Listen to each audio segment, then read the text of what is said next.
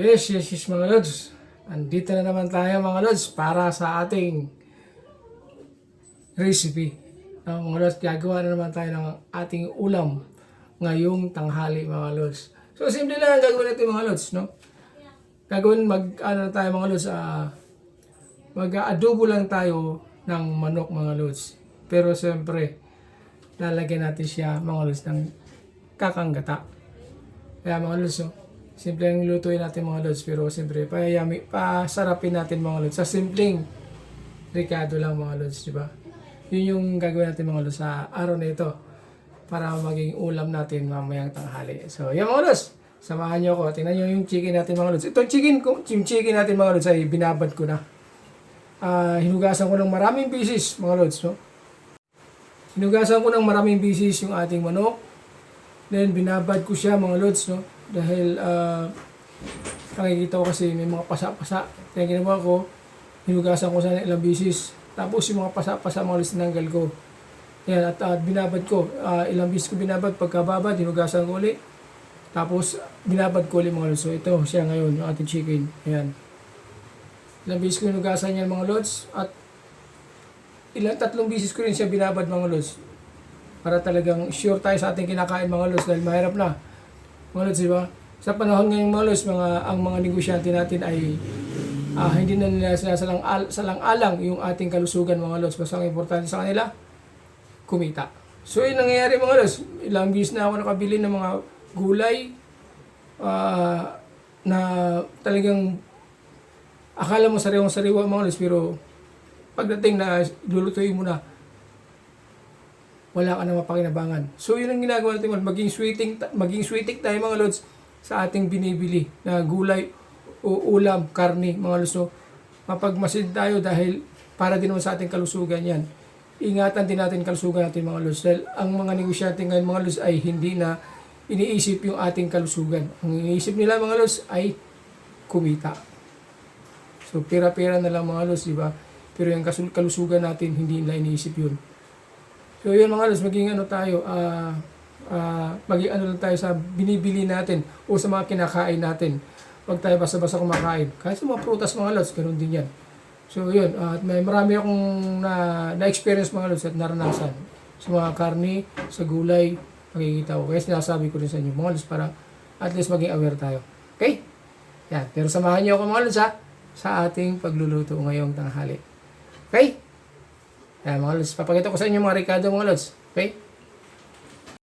Ito mga lods, yung ating ricado. Naka-prepared na lahat yan. Ayan mga lods, para ready na tayo. Pagka natin yung ating lulutuin mga lods, naka-prepared na lahat yan. Wala na tayong hanapin. So ito na mga lods, yung ating mga sangkap.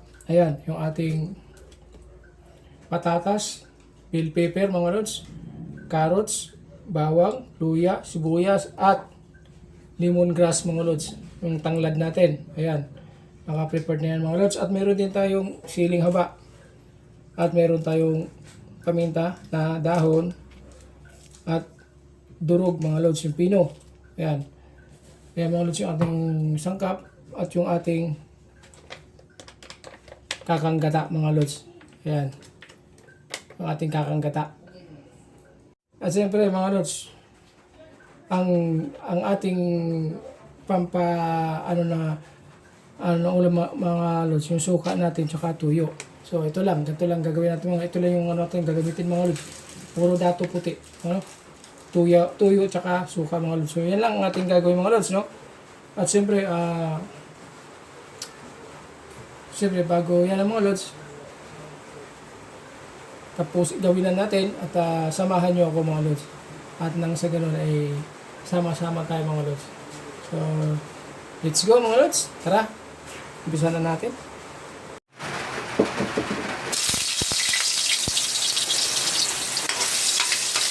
Ang ating luya mga lods.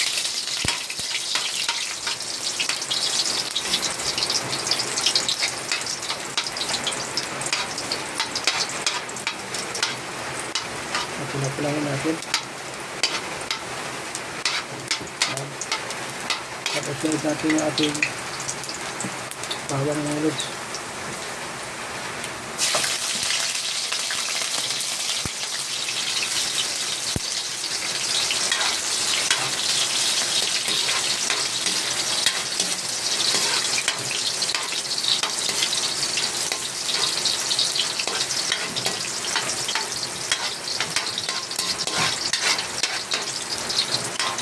siyempre, yung ating sibuyas mga lods.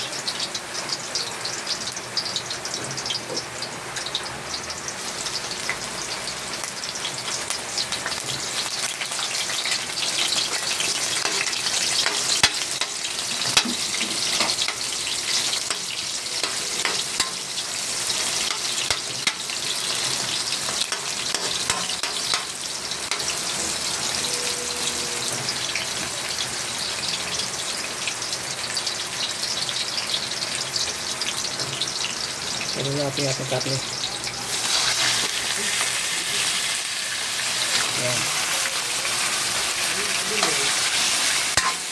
Ayan ating karne mga lods. Bisa-bisa lang muna natin mga lods. Para kamula-mula yung ating karne. Ayan mga lods. Takpan naman natin mga lods.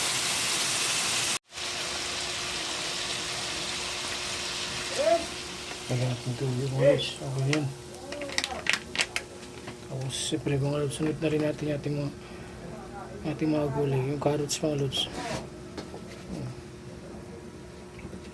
Carrots natin. Para mambot na rin siya mga lods. Ang ating patatas. Ayan. Sabay na natin mga lods yung patatas natin. Okay. At siyempre yung ating bell pepper. Ayan mga lods, sabay na natin yun. Ayan. Okay, tapos yung ating sili. Ayan. Ito yung ating paminta mga lods, dahon. At mayroon din tayong durog mga lods. No? Ayan o. Ayan. At siyempre, mikos-mikosin lang natin mga lods. Mikos-mikos lang para ano yung mag-mix yung ating tuyo mga lods na nilagay. Ayan.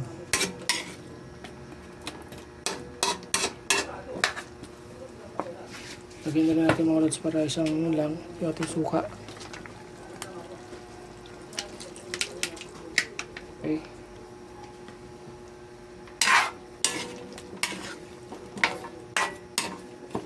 Ayan. Takpan lang natin mga lods.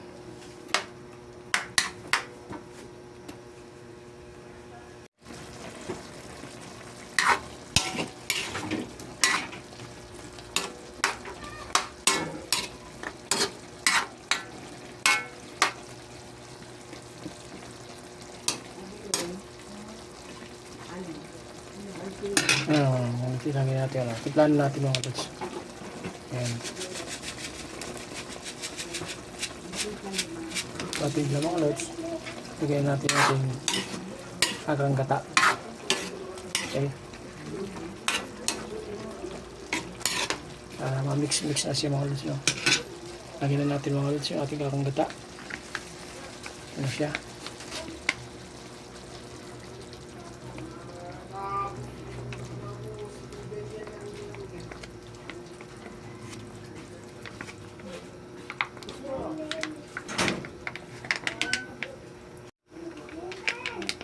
Yan mga lods, ang ating kakagata. At siyempre, imikos-mikos lang muna natin mga lods.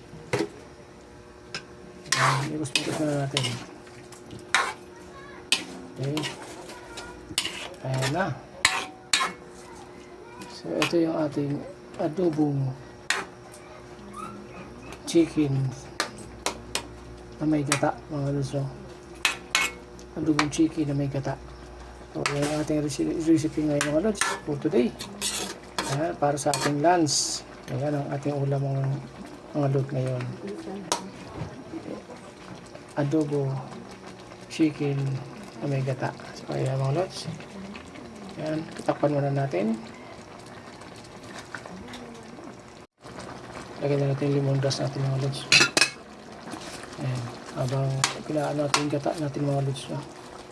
Ayan, natin lemongrass.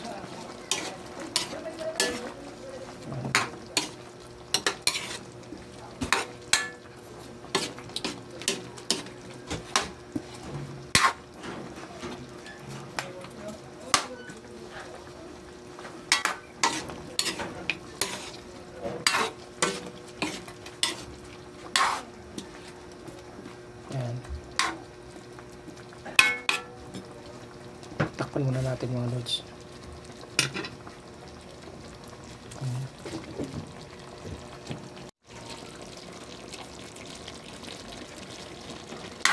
Yan, mga lods. Medyo malapot na siya. Ito na yung ating ulam mga lods. Ayan. Napalapot-lapot lang na muna natin mga lods yung ating gata, no? Para talagang swabe. At talagang kumakapit mga lods sa ating karni. Yung ating gata. So ayan. Yan naman kasi mga lods ng papasarap sa ating ulam. Yung gata. Kaya nagkakaroon siya ng mga lods eh. Dahil sa gata. Ayan. Pero siyempre tikman muna natin ito mga lods. Kung okay na yung timpla natin. Wow! Suwabe mga lods. Terrific. Ayan. Okay na mga lods ng ating gata. So ayan. Thank you very much. Thank you for watching mga lods. Bye bye.